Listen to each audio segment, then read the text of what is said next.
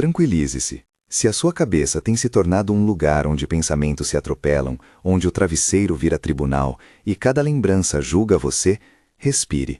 Este não é o ponto final da sua história. Hoje eu quero falar com você como alguém que já esteve acordado às 3 da manhã, contando defeitos, colecionando medos e perguntando: onde está Deus nisso tudo?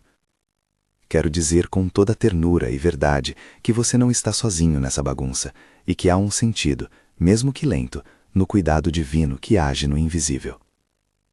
Talvez agora você sinta a mente como um rádio desregulado, pensamentos ligados em 1000 estações ao mesmo tempo, notícias antigas, promessas quebradas, culpa e expectativa batendo cabeça.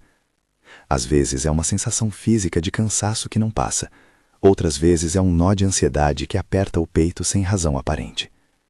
Você já tentou organizar tudo, listas, aplicativos, terapia, horários, e ainda assim a confusão insiste. A pergunta que corrói é óbvia e justa. Se Deus é bom, onde Ele está no meio desse caos interior? Onde está a paz que prometeu? Se isso ressoa com você, inscreva-se e deixe um like. Isso ajuda a nossa comunidade a crescer. Antes de qualquer resposta teológica, preciso validar sua experiência. Essa mente bagunçada dói. Não é frescura, nem falta de fé. É desgaste, às vezes trauma, às vezes química, às vezes acúmulo de pequenas tempestades que ninguém viu. Não vou transformar sua dor em lição moral. Você não falhou por sentir ansiedade. É humano. Eu reconheço sua exaustão, sua vergonha por não dar conta, seu medo de ser só mais um que não orou o suficiente. Essa validação é o primeiro gesto de cuidado. Admitir que dói e que é legítimo buscar ajuda, tanto espiritual quanto humana. Agora, com essa validação, quero abrir a Bíblia como quem aponta para um amigo fiel. O Salmo nos lembra que Deus está perto dos corações quebrantados. Ele não passa longe quando o chão some sob nossos pés. Dizer isso não elimina a dor, mas muda a perspectiva. A presença de Deus não é apenas para os planos prontos e as mentes ordenadas. Ele está ao lado dos que se sentem despedaçados. Em Provérbios encontramos um convite que não ignora a nossa limitação: confiar no Senhor de todo o coração, mesmo quando o nosso entendimento falha. Não é uma exigência que nos condena por não entender, é um convite para não depender apenas das próprias forças. Isaías nos lembra que os pensamentos de Deus são maiores que os nossos, e isso é um alívio. Não precisamos ter todas as peças encaixadas para que Ele trabalhe. E Paulo, em Filipenses, nos dá uma instrução prática e esperançosa. Em tudo, pela oração e pela súplica, com ações de graças, apresentemos as nossas inquietações, e a paz de Deus, que excede todo o entendimento, guardará o coração e a mente.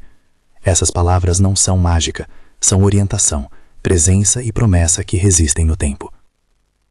Imagine por um momento que a bagunça dentro de você é uma casa antiga sendo arrumada por alguém que conhece cada canto.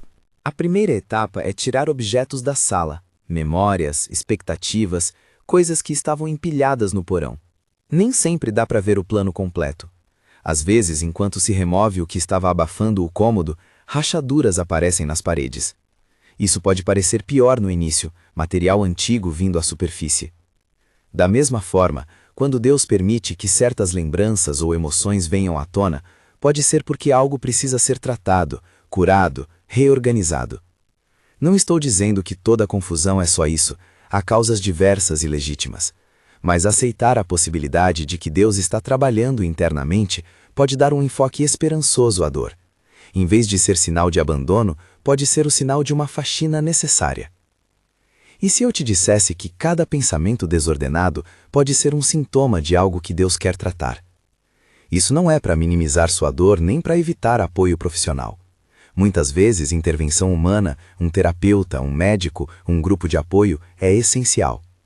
Mas a vida espiritual também oferece ferramentas que ajudam a proteger e a reorganizar a mente. A entrega não é passiva, é uma prática diária.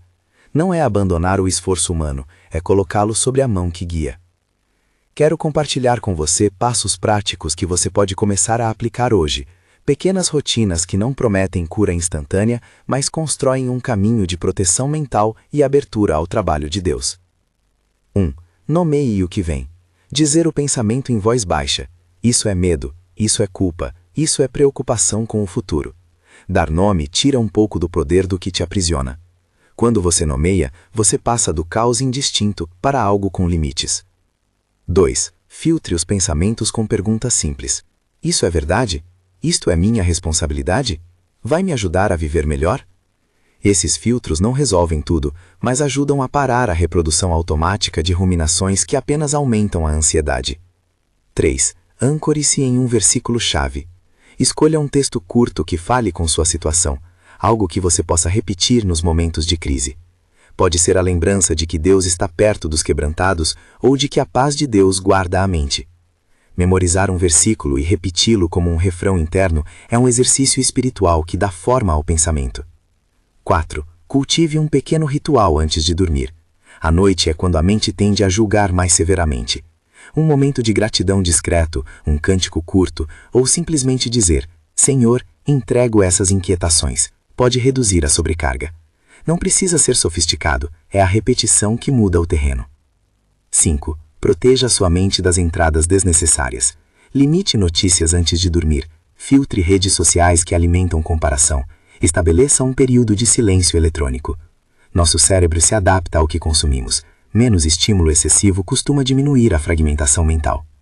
6. Procure comunidade.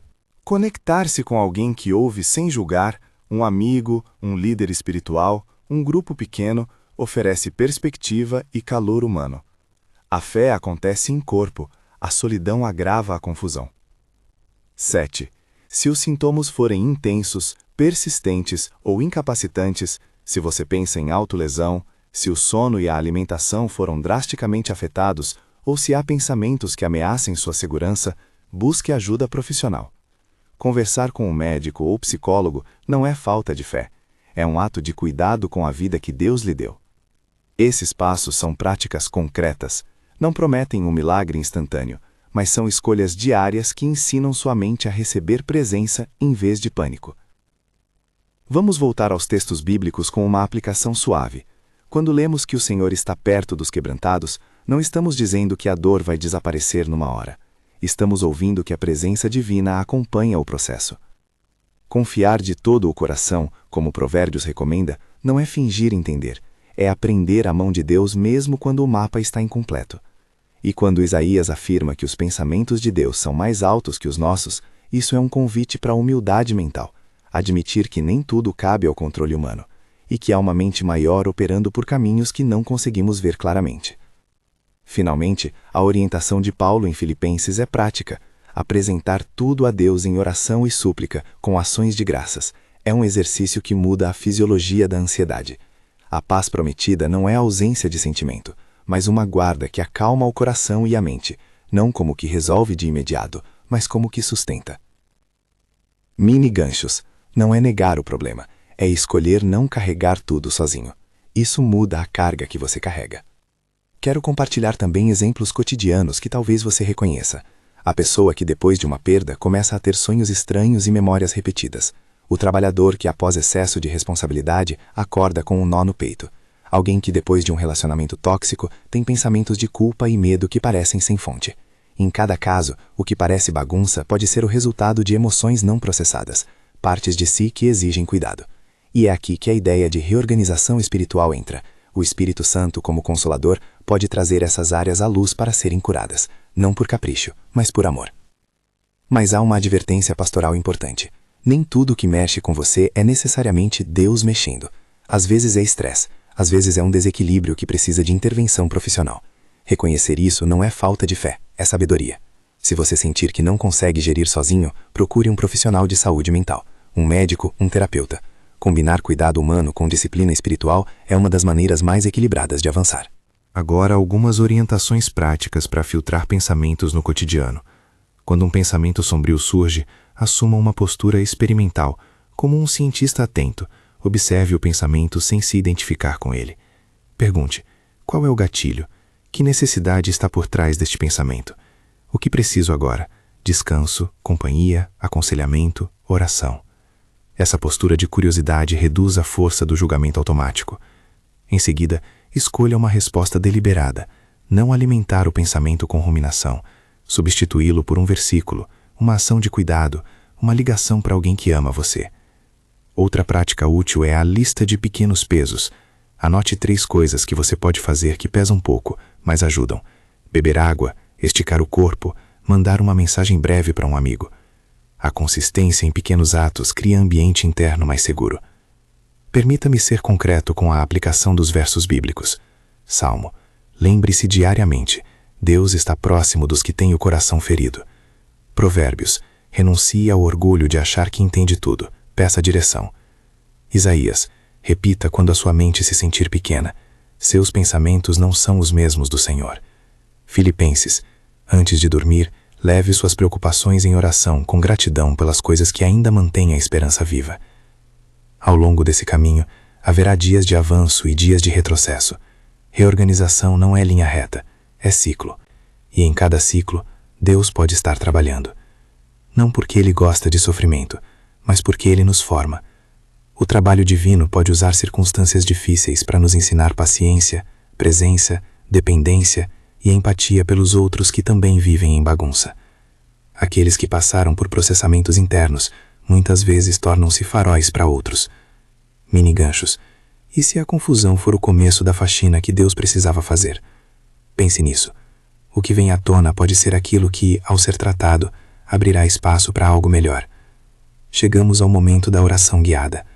Antes de orarmos, convido você a colocar em palavras, em silêncio, aquilo que mais pesa.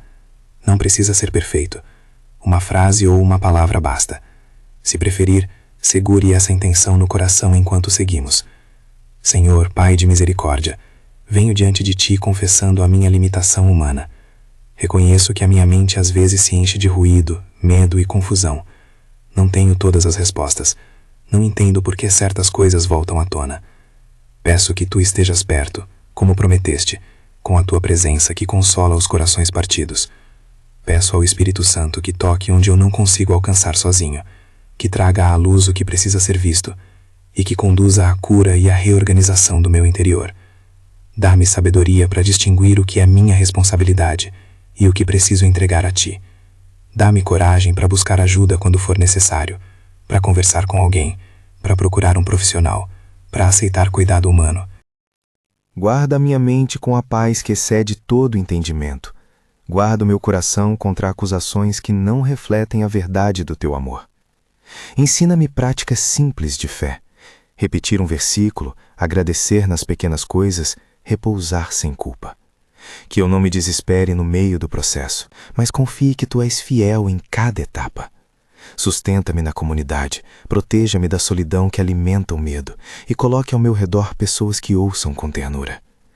Ainda que eu não veja o fim do caminho, eu confio que Tu estás trabalhando dentro de mim. Em Tuas mãos entrego esta bagunça. Segue organizando, Senhor, segundo a Tua sabedoria e o Teu amor. Em nome de Jesus. Amém. Essa oração não é uma técnica mágica, é um gesto de entrega que você pode repetir sempre que sentir peso. Sinta-se livre para usar suas próprias palavras, para repetir as frases que mais lhe tocaram. A oração é um diálogo, não um currículo. Após essa entrega, quero deixar com você um exercício prático de 7 dias, simples e repetível, que integra fé e disciplina. Dia 1. Memória de presença. Escolha um versículo curto sobre a proximidade de Deus e repita 3 vezes ao acordar e 3 vezes ao deitar. Dia 2. Nomear e filtrar. Escreva numa folha os pensamentos que mais se repetem. Ao lado de cada um, responda as perguntas: isto é verdade? E isto é minha responsabilidade? Dia 3. Ritual noturno.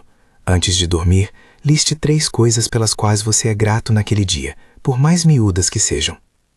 Dia 4. Limites digitais. Reduza o uso de redes sociais antes de dormir por pelo menos 1 hora. Dia 5. Conexão humana. Faça uma ligação ou envie uma mensagem para alguém que te faz bem, sem grandes expectativas, apenas presença. Dia 6. Movimento simples. Caminhe por 15 minutos ao ar livre, observando a respiração e a paisagem, sem planejar soluções. Dia 7. Revisão e oração. Revise as mudanças da semana, celebre pequenas vitórias e faça uma oração de entrega, pedindo ao Senhor que continue o trabalho. Esse plano não resolve tudo, mas cria um campo onde a paz pode florescer. Se algum dia você falhar em seguir, não se julgue, recomece. A fidelidade na repetição cotidiana é mais poderosa que grandes gestos esporádicos. Também quero dizer algo sobre expectativas. Não espere que a bagunça desapareça de uma hora para outra. Aceite o tempo como aliado. Às vezes Deus age rápido, outras vezes ele age lentamente, costurando, desmontando e remontando. Em ambos os modos, a sua presença é constante.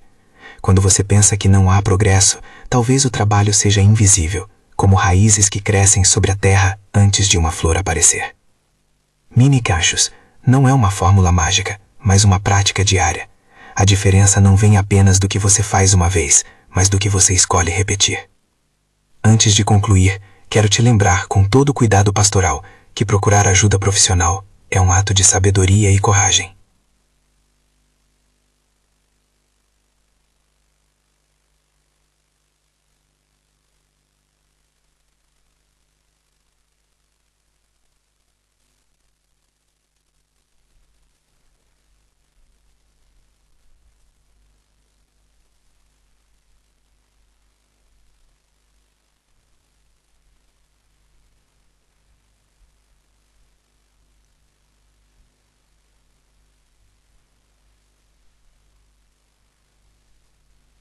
Se a sua mente está frequentemente fora de controle, se surgem ideias de autolesão, se o sono e a alimentação estão seriamente prejudicados, ou se sua capacidade de funcionar no trabalho ou nas relações está comprometida, procure um profissional.